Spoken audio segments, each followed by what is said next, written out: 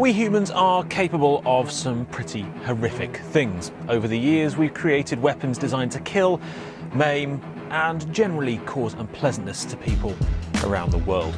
So we thought we'd take a look at some of the ones that are still being used today and just how easy it'll be to rid the battlefield of some of the most horrific things that humanity has put together.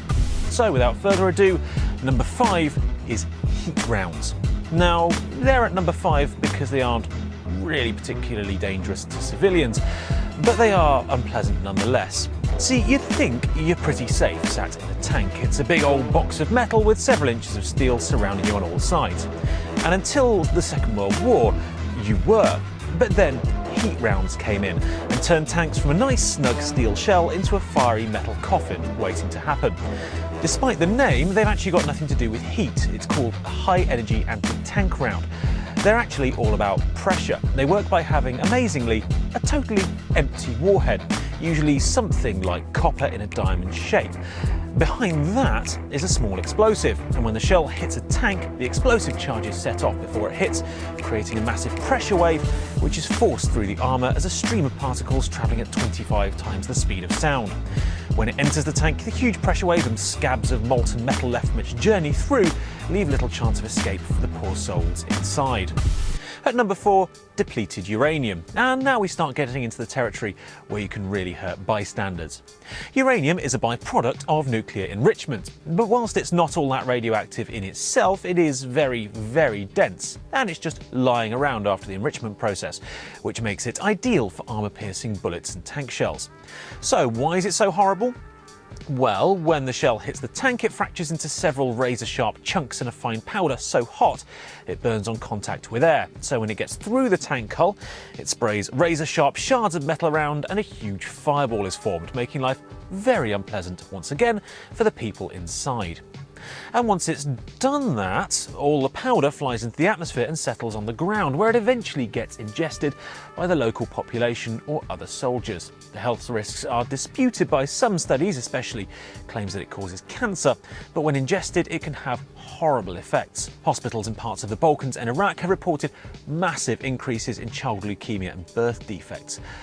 In fact, in Fallujah, the infant mortality rate due to those two factors alone is 13.6%. Although depleted uranium shells are still in wide-scale use, the UN has recommended that they could potentially fall under the title of chemical weapons, which would make their use illegal. Down hole!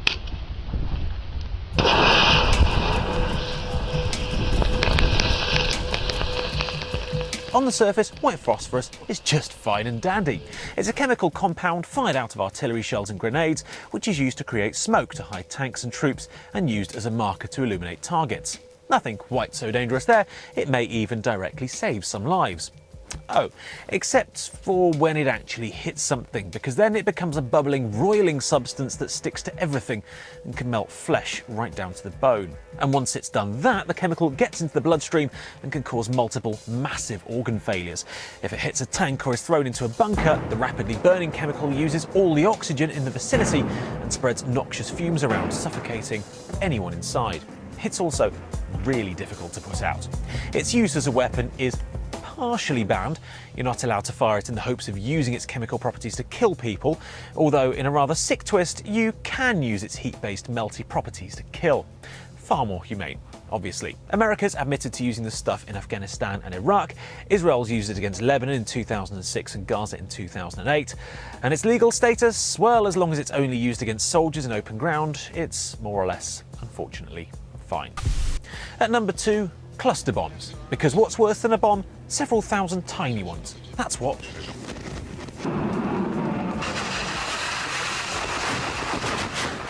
Especially when half of them don't go off, either by accident or because they're waiting for some unfortunate soldier, or just as often a civilian, to step on them or pick them up.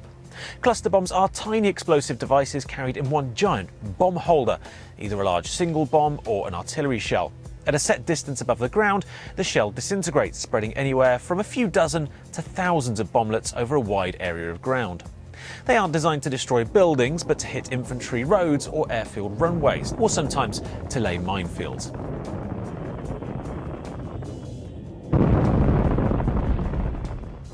Basically, they're designed to take out soft targets in a way that will keep them from being repaired. The problem with that is that the bombs can simply stay around. Either some don't explode for whatever reason, or they aren't meant to explode. They're left ahead of approaching troops to detonate later, and they can lie for decades, just waiting for someone to step on one. They are pretty indiscriminate, and collateral damage is almost a certainty. And the weapons are everywhere: in Vietnam, Cambodia and Laos, Chechnya, Croatia, Yugoslavia, Afghanistan and Iraq. After the admitted use of 1,500 cluster weapons on Baghdad, including in residential areas in 2003, General Richard Myers, chairman of the Joint Chiefs of Staff, declared that only one civilian casualty had been recorded. This is what a cluster bomb looks like.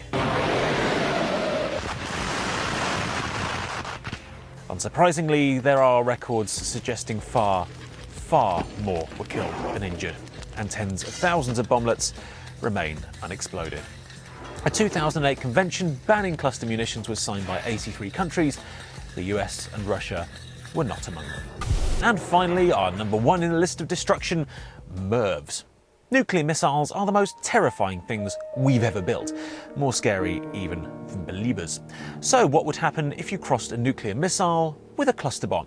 Well, you'd end up with a MIRV, or a multiple independently targetable re-entry vehicle. The premise is simple and totally bastardic. It takes off, flies to the edge of space, and then splits open, dropping several remotely guided bombs back to the ground. These smaller bombs are, combined with radar-confusing flares, harder to shoot down, and because you're not putting all your nuclear eggs in one basket, far more destructive when they hit. Think they'd have been scrapped by now? Nah. The US Minuteman missile carries 3 nuclear bombs, and the Trident system used by the US and UK carries 12 per missile. That's one missile with the potential to single-handedly wipe out London, Berlin, Madrid, Rome, Paris, Bucharest, Vienna, Budapest, Hamburg, Warsaw, Barcelona and Munich.